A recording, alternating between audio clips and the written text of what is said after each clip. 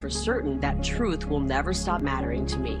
You will never stop mattering to me. These memories that we've made together will never go away. They will grow sweeter over time. And welcome back to Politics Unplugged. That was part of Kari Lake's concession video that never actually acknowledged that she lost her Senate race to Democrat Ruben Gallego. To look at that and the rest of this week's headlines, let's bring in our panel, Republican consultant Marcus Dell'artino and Democratic consultant Matt Grodsky. Thank you very much. Let's get your immediate reactions to that video, the concession that's not a concession. I thought, frankly, it might have been the best ad she cut all session. It was uplifting. I loved the graphics. I loved the tone of it. I wish that she would have cut a similar ad earlier on so she could define herself before Ruben defined her. But should she have just been more clear about conceding the race? Look, I read concession into it. You know, I think everybody always wants something more out of these speeches, no matter what they say. So it is what it is, and we're moving on. You agree with that? It is what it is? Do you agree with that? I think concession is implied, whether she likes it or not. He's the winner. So I agree with that take. I'm just glad that we matter so much to her, and that truth is suddenly a priority for her. But, you know, whatever. I think it's time to look forward and move forward, and I'm just glad and surprised that she did a video at all. I would encourage all candidates and operators of campaigns to encourage their candidates to reach out to the winning candidate in that case. Agreed. And have that conversation. And let's talk a little bit about the winner in that race, Ruben Gallego. Now, he is going to be joining his fellow Democrat Mark Kelly, representing Arizona in the Senate in the minority. Democrats lost control of the upper chamber. What can Ruben and Kelly hope to accomplish in the minority over the next 2 years? Because being in the minority is a difficult position. Well, you know, clearly the focus of the Congress is going to be on immigration reform and border security. And I think that you've got two perfect Democrats from Arizona, from a border state, to weigh in on that and make it a bipartisan deal.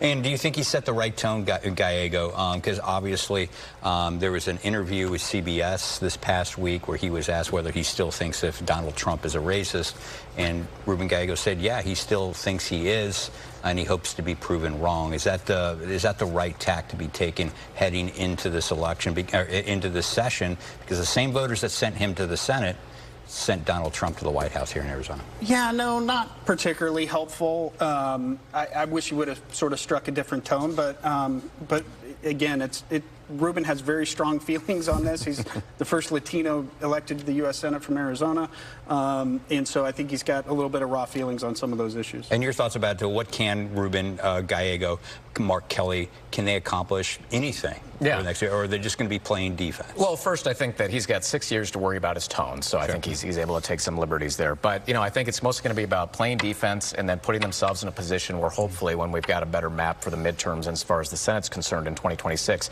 can they be in a position to get things done then? But in the meantime, I mean, immigration, infrastructure, taxes, there's opportunities for bipartisan work here, so I think that they'll probably try to spearhead that and be in the middle of that as much as they can. Let's bring it back down to the state level in the legislature now. We just spoke with Representative Martinez.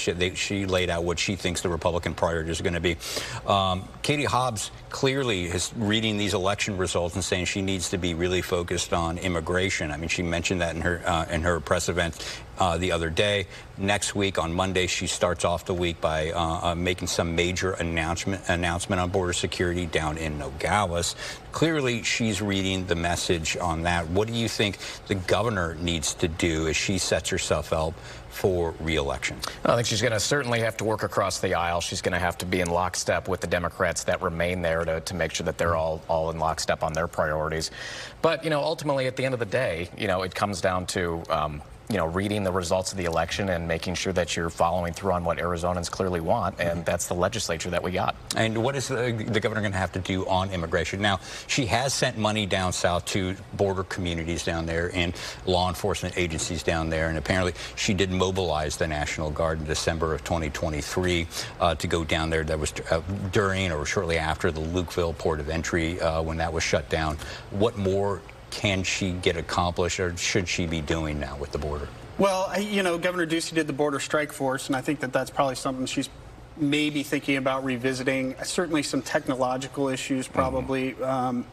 It's a difficult issue because you're asking the state to go into what has been sort of locked down as a federal issue by the U.S. Supreme Court. So it's not an easy road to traverse, but clearly you got to pick up on the frustration in the electorate and do something having to do with border security. And it might help with optics. Obviously, we've got the re-elect coming up in 2026, so to be able to point to that and say, look, I've been trying to do something, I think it's a sound strategy from that regard, but we'll see what happens. What else beyond immigration should the governor be doing now as she sets herself up for that re-election? Because this is the last session, this 2025 session is the last session before the election year.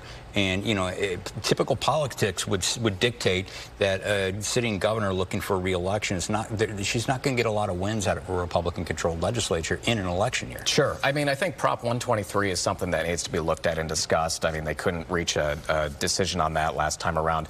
I am curious. And Prop 123, for those who aren't familiar, that is a funding mechanism for schools. Correct. It was narrowly passed by voters, and what that does is it takes money out of the state land trust to help fund some education programs. Yeah, so I imagine there could be some bipartisan opportunities there. I do worry about some of the tone at the federal level about getting rid of the education department.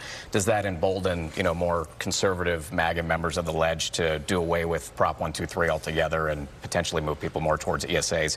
We'll see, but I do think that's an opportunity for the governor. And dare we look at 2026? Oh my God, what are you doing to me?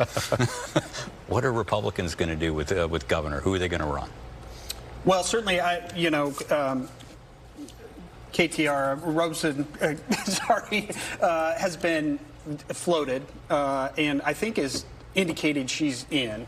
But certainly rumors, at least this last week, are that Juan Ciscomani is interested in getting in as well. So we could be looking, I am hoping as a Republican that we cleared the field early on. I think we've learned some valuable lessons from the last couple races that it behooves us to get rid of the primary and go into a clean general. So. And is Katie Hobbs safe in 2026 from her primary challenge? Oh, I mean, that remains to be seen. I'm certainly sure she's safe for right now. I mean, I don't think any of the other members of the executive have any interest in doing that. They've got their hands full with their own things. But I think for all of them, you're looking at the results from this election and trying to think about, okay, what do we need to do to expand our appeal for our re-election efforts in 2026? And I think that's going to be the primary focus. All right, we're going to have to wrap it right there. That is all the time we have. But be sure to join us next week for more.